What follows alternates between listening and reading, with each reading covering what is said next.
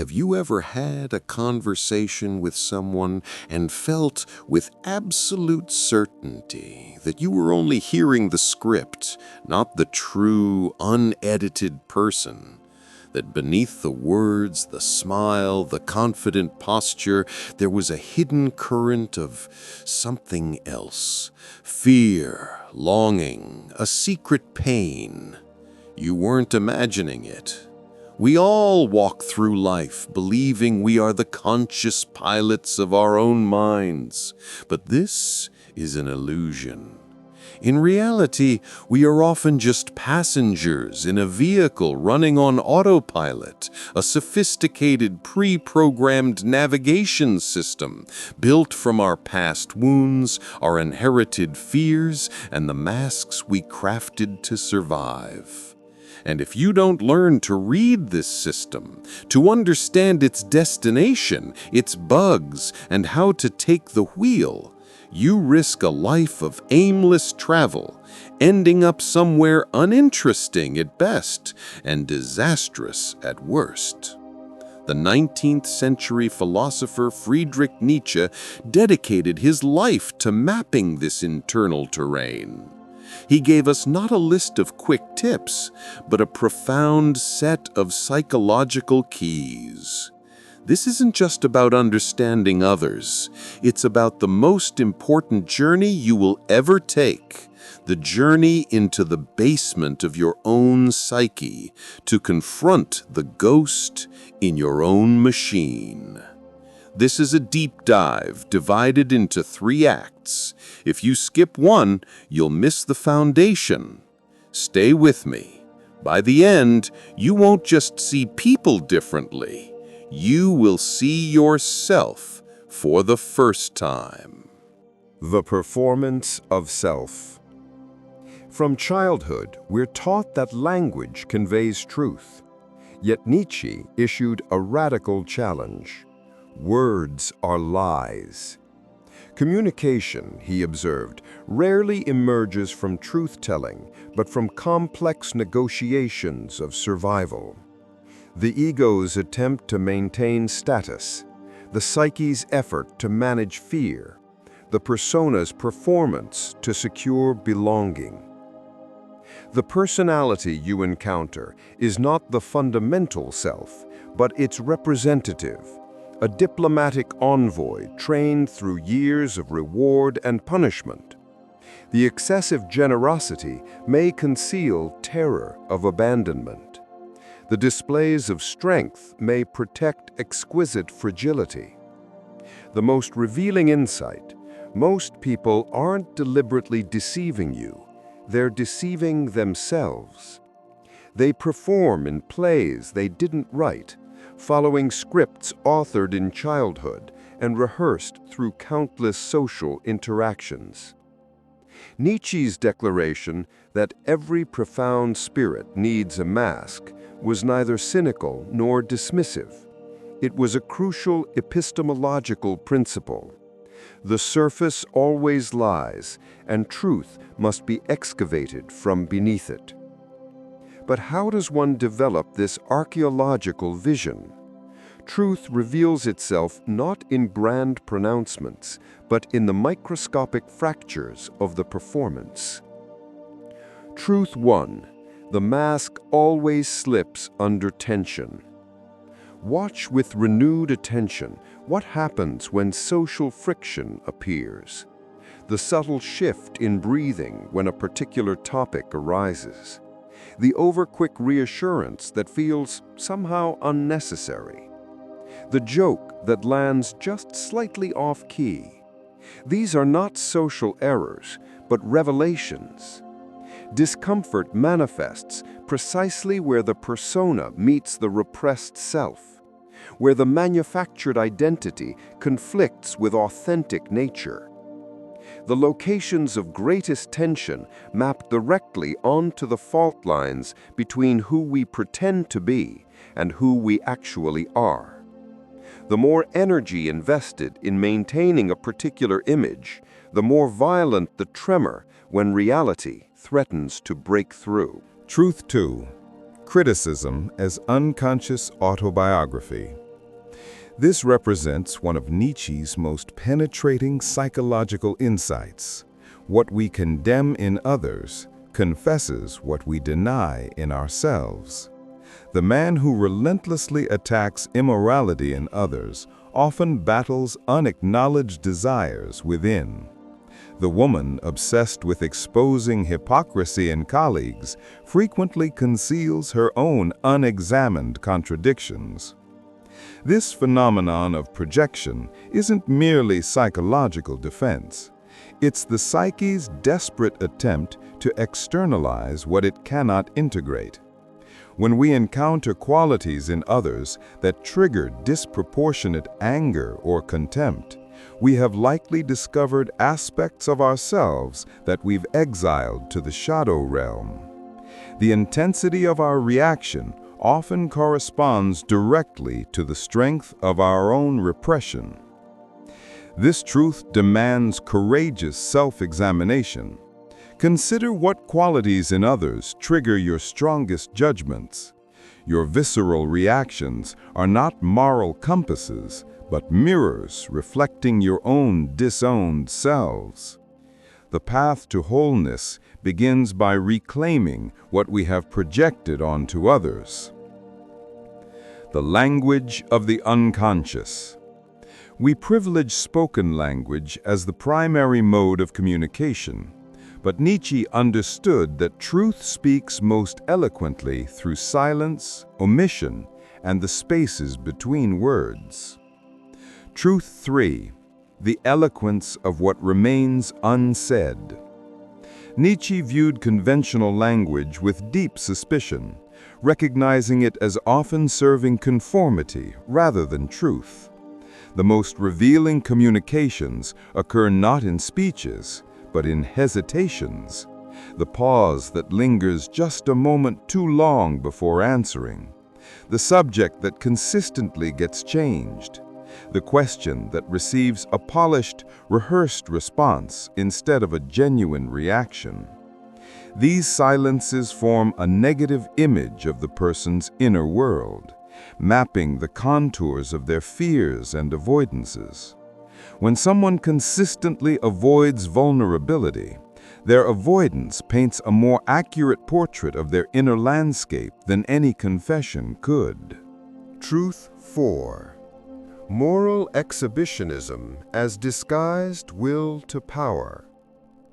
Approach with healthy skepticism those who loudly advertise their own virtue, who position themselves as moral authorities, who seem to derive identity from correcting others. Nietzsche identified this not as genuine morality, but as the will to power in ethical disguise, using moral language to establish dominance and superiority. Authentic ethical development is typically a private, humble process. The performance of virtue often signals its absence, with the volume of moral proclamation frequently inversely related to its genuine depth. Those secure in their values have no need to perform them for public approval. Truth 5. The architecture of self-deception. This truth fundamentally reorients our understanding of falsehood. The lies people tell others are merely echoes of the lies they have already told themselves. The declarations of, "I'm fine," "it doesn't hurt," "I don't care." These aren't primarily attempts to mislead you, but evidence of successful self-persuasion. Nietzsche understood self-deception not as moral failing, but as psychological survival strategy, a necessary anesthesia against realities too painful to confront directly. The stories that don't quite align, the inconsistencies in narrative, the emotional reactions that don't match the stated facts, these aren't evidence of malicious deceit, but of successful self-delusion. To understand someone, listen for where their story falters, for these falterings mark the places where truth strains against the container of false narrative. Truth 6. The crumbling monument of false superiority. This insight lies at the heart of Nietzsche's psychological genius. Feelings of superiority almost invariably signal profound feelings of inadequacy. The compulsive need to display achievements, the habit of subtle put-downs, the tendency to dominate conversations. These behaviors typically stem not from genuine self-assurance, but from what psychologists would later term overcompensation. Authentic confidence is quiet and self-evident. It doesn't require constant validation. When you encounter someone who needs to prove their worth, you're likely encountering someone secretly terrified of their own insignificance. Behind the performance of mastery often stands a trembling child, desperately trying to convince the world and themselves of their value. This understanding transforms your relationship with arrogance. When you encounter boastfulness or condescension, practice seeing not a powerful figure, but a frightened one. This perspective doesn't excuse toxic behavior, but it liberates you from taking it personally and allows you to respond with clarity rather than reaction. Truth 7. Fear as the primary motivator. Why do people sabotage their own success? Why do they cling to destructive relationships? Why do they choose familiarity over fulfillment? The answer, Nietzsche discovered, rarely involves conscious desire and almost always involves unconscious fear. Not the dramatic fears of monsters and disasters, but the quiet, persistent fears of abandonment, humiliation, exposure, and insignificance. Human behavior, upon close examination, reveals itself as predominantly avoidance-based rather than pursuit-based. We move away from perceived threats more often than we move toward genuine desires. To truly understand anyone's actions, stop asking what they want to gain and begin asking what they're terrified of losing. Their deepest motivations cluster around protection, not expansion. Truth 8. The fortress of performed certainty. You've undoubtedly encountered this character, the person of unshakable convictions, impeccable composure, and absolute certainty. But observe more closely. Notice the rigidity that masquerades as strength, the inability to entertain alternative perspectives, the defensiveness that emerges when their views are challenged. This performance of certainty often conceals what it attempts to deny: deep-seated uncertainty, shame, or guilt. The person who cannot admit doubt is often secretly ruled by it. Genuine confidence, by contrast, remains open, flexible, and undefended, secure enough to acknowledge its own limitations. When you encounter someone who seems to have all the answers, you may well be encountering someone terrified of the questions. Truth 9. Exaggeration as cryptographic communication. This subtle but profoundly revealing pattern operates like a psychological telegraph system. People consistently reveal their insecurities through what they excessively affirm. The man who constantly proclaims his honesty may be struggling with deceptive tendencies. The woman who loudly declares her independence may fear her own dependency needs. Exaggeration represents the ego's attempt to overwhelm doubt with volume, to shout down internal whispers of insecurity with external declarations of their opposite. When someone's statements seem too absolute, too forceful, or too frequently repeated, look beneath the content to the anxiety that necessitates such emphasis. Their protestations often map directly onto their deepest vulnerabilities. Truth 10. Control as compensation for internal disorder. Why do some people require military precision in their environment? Why do they become distressed by unexpected changes? Why must they dominate discussions and decisions? Nietzsche's analysis reveals a fundamental principle. External control seeks to compensate for internal chaos. When the inner world feels unmanageable, when emotions seem threatening, when impulses feel dangerous, when thoughts become turbulent, the psyche often attempts to establish order through outer domination. The more rigid the external demands, the more fragile the internal state. The controlling person isn't powerful, they're terrified, frightened that without strict management, their entire world, inner and outer, will descend into chaos. This understanding invites compassionate inquiry. Look at your own controlling behaviors, not as personality traits, but as symptoms. What internal turbulence are you trying to manage through external order? The path to peace isn't tighter control, but greater capacity to be with what is. Truth 11. The economics of attention.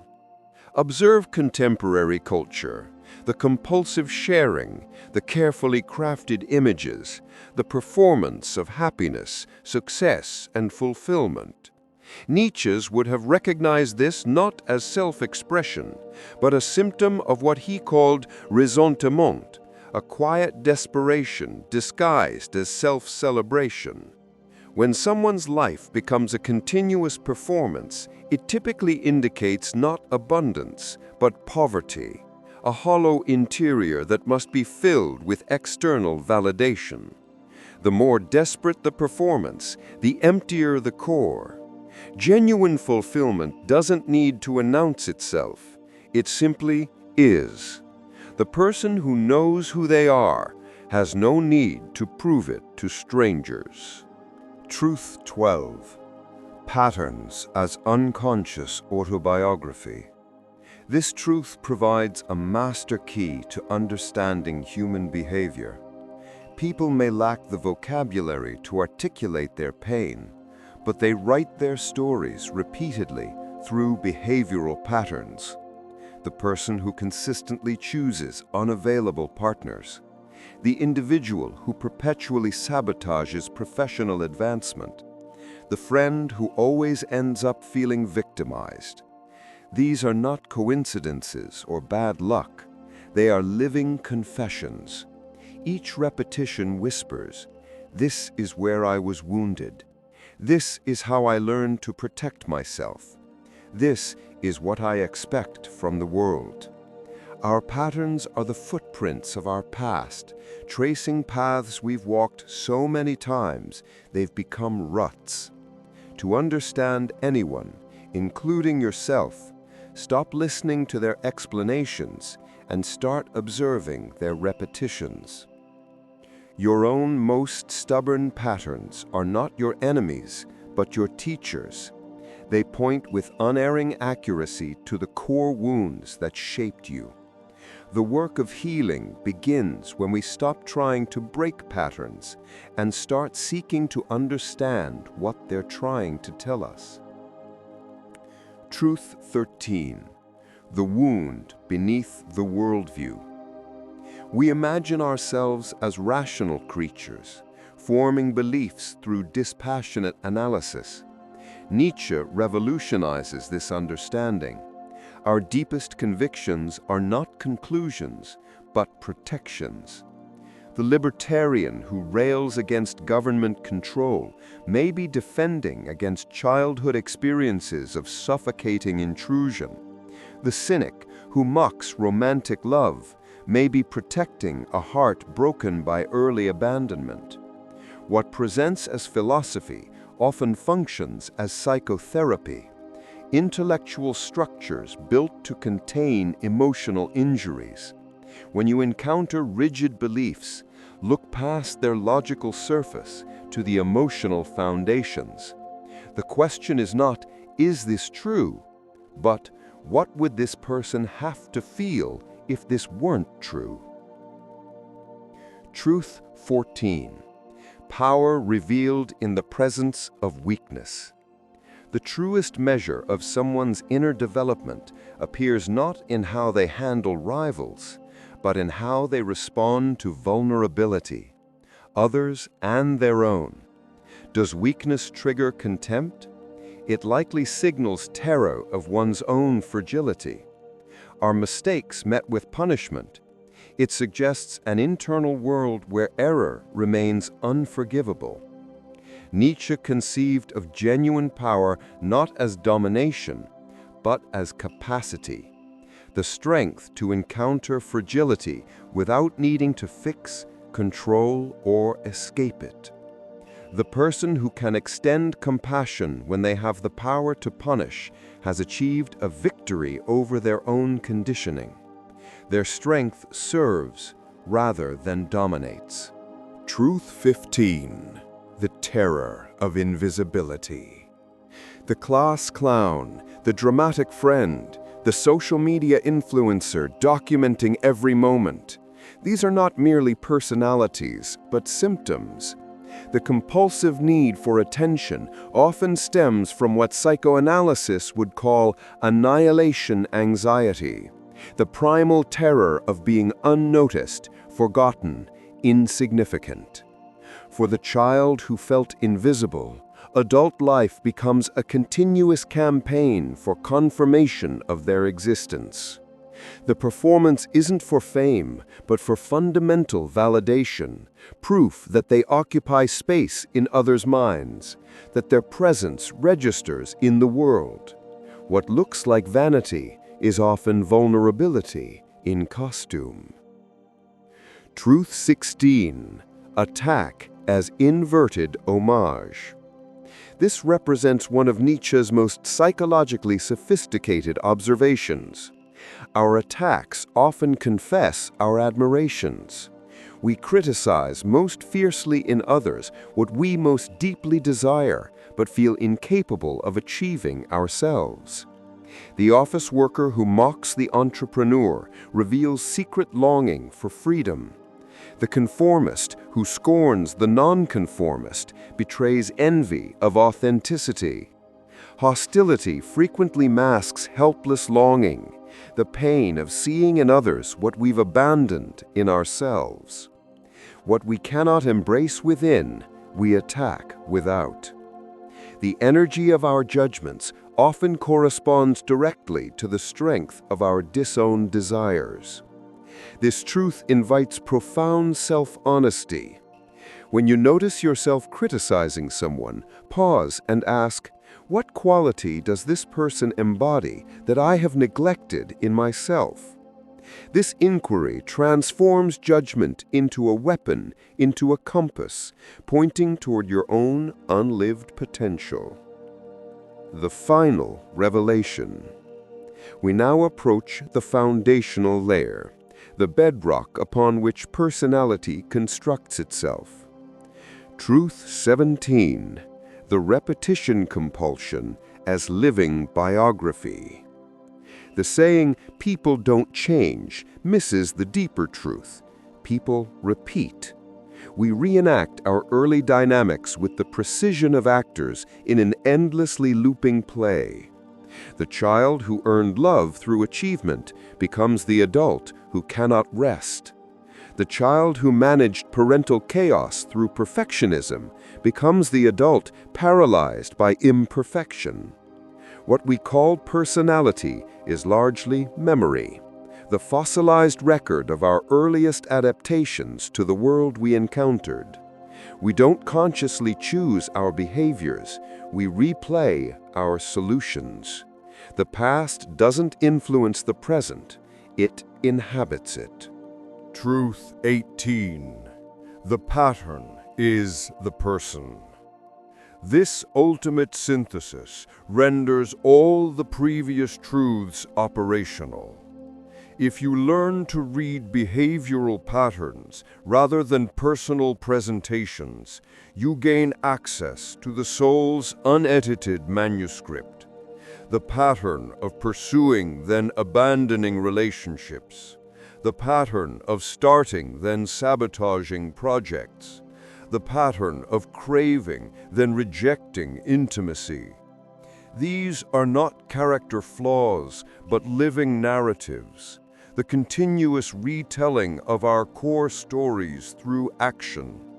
The person is the pattern. When you can decipher someone's repetitions, you understand them more deeply than they understand themselves. For you see not who they pretend to be, but the story they cannot stop living. When this perceptual shift occurs, something fundamental changes within you. You stop reacting to surface behavior and start responding to underlying structure. You see the historical pain in the present moment anger, the childhood abandonment in the adult clinging, the early shame in the current arrogance. With this vision comes natural compassion, not sentimental pity, but clear-eyed understanding of the human condition. You become a healing presence, not by trying to fix others, but by seeing them completely. The final call to action. This exploration was never primarily about understanding other people. Every truth presented here functions as a mirror, reflecting back the architecture of your own psyche, your masks, your fears, your wounds, your repetitions. The ultimate application of Nietzsche's insights is always and inevitably self-knowledge. Nietzsche's project was human awakening, the courageous undertaking to reclaim the disowned self, to integrate the shadow, to transform inherited trauma into conscious strength. He wanted us to recognize that what we reject in others represents exiled parts of ourselves, and what we admire signals unlived potential within. The map is now in your hands. The territory is your own being. The journey begins not with changing who you are, but with witnessing who you have become, with unwavering honesty and compassionate curiosity. The most profound transformation occurs not through adding something new, but through reclaiming what was always there.